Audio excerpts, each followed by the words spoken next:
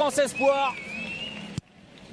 Chanceuse certes, mais il a osé, il a tenté. Et dans un premier temps, il s'est faufilé entre deux défenseurs italiens et a frappé. C'est ce qu'on appelle le talent.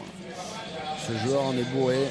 Vitesse, technique. 9e but pour Paul-Georges Ntep. Explosivité, on le voit. S'il est à la lutte, personne, Zamparo n'ose pas intervenir. Il passe entre les deux joueurs italiens et cette diable qui est qui est légèrement déviée par le capitaine.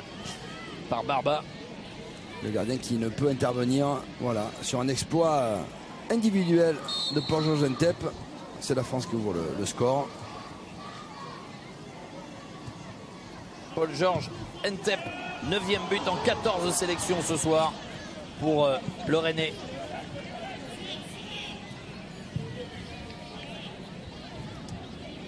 Alors je vois que sur Twitter on nous dit vous enflammez pas, ce ne sont que des U20 italiens.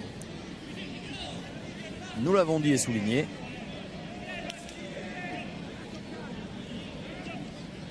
Mais il y a 10e penalty. C'est vrai qu'il y a une différence de gabarit. Pour les Italiens. La première faute. C'est Schiavone qui l'avait raté tout à l'heure. Et c'est Schiavone. Non. Non. Pardon. C'est Matteo Politano, le joueur de Pescara, qui se retrouve cette fois-ci face à Areola. Le premier penalty était venu mourir sur le poteau. Politano.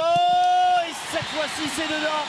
Avec beaucoup de réussite. Ouais, Areola était sur la trajectoire du ballon. Ce ballon qui passe, il me semble, sous le bras ou sous la main d'Alphonse Areola, qui était parti cette fois-ci du bon côté.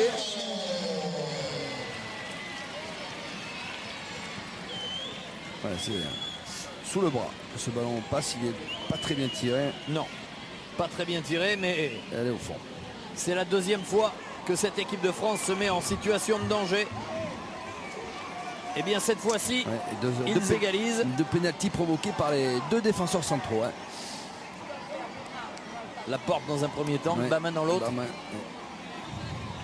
En tout cas, une chose est sûre, et on le disait, on le sentait, qu'à tout moment, ces Italiens pouvaient revenir. Ils avaient démontré beaucoup d'envie, beaucoup de détermination, même si là, il y a un petit côté de mieux, là, un petit coup de mieux, là, côté français. Exactement, c'est un temps fort des Français sur une occasion anodine. Ce penalty provoqué par Bamin. Mais des Français qui ont eu des situations beaucoup plus dangereuses que les Italiens, mais qui n'ont pas su concrétiser, se mettre à l'abri. En tout cas, qui va donner de l'intérêt à ce